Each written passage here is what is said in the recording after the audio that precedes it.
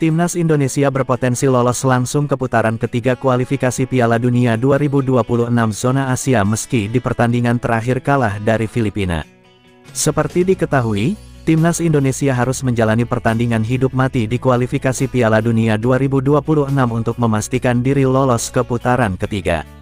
Hal tersebut terjadi lantaran di laga sebelumnya skuad Garuda gagal raih poin saat menghadapi Irak. Bertanding di Stadion Gelora Bung Karno, Kamis 06 Juni 24 lalu, Timnas Indonesia sebagai tuan rumah kalah 2 gol tanpa balas. Masing-masing gol Irak di pertandingan tersebut dicetak oleh Aimen Hussein lewat titik putih, serta sontekan Ali Jasim. Dengan hasil itu, Timnas Indonesia kini tertahan di urutan 2 klasemen grup F kualifikasi Piala Dunia 2026 lewat torehan 7 angka.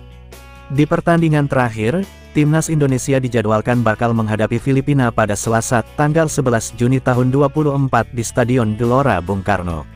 Secara statistik, jelas Timnas Indonesia bakal lebih diunggulkan untuk bisa meraih kemenangan. Pasalnya, skuad Garuda yang main di kandang sendiri akan berhadapan dengan Filipina yang saat ini berada di dasar klasemen grup F.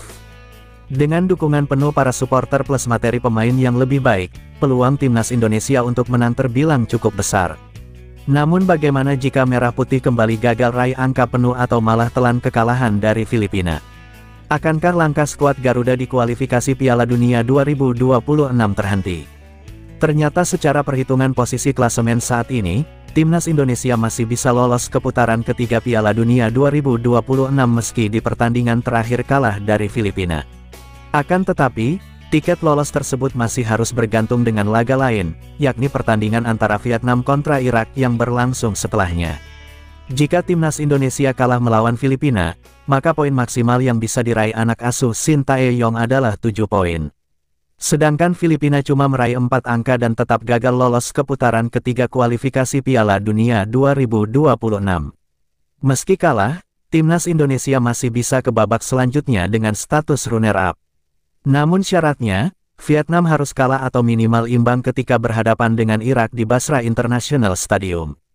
Jika Vietnam kalah dari Irak, maka perolehan poin Timnas Indonesia tidak akan bisa dikejar The Golden Star yang berada di urutan ketiga. Jika meraih hasil imbang, maka poin Timnas Indonesia dan Vietnam akan sama-sama 7.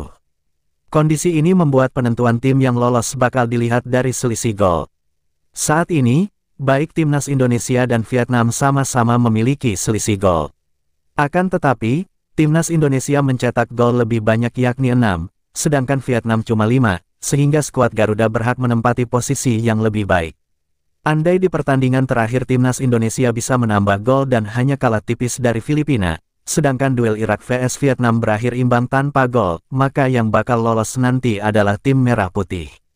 Namun jika Timnas Indonesia kalah dan tidak bisa mencetak gol, sedangkan duel Irak vs Vietnam berakhir imbang dengan gol, maka yang bakal lolos adalah skuad The Golden Star.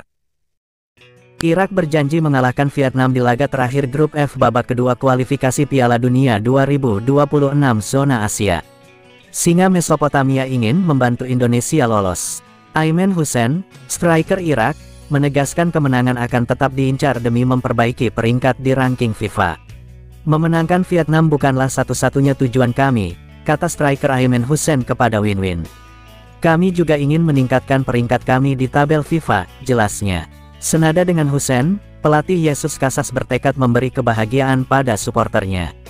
Sebab, kualifikasi Piala Dunia 2026 saat ini menjadi kesempatan mereka bermain di depan pendukungnya sendiri, setelah selalu bermain di tempat netral karena ketidakstabilan situasi politik negaranya.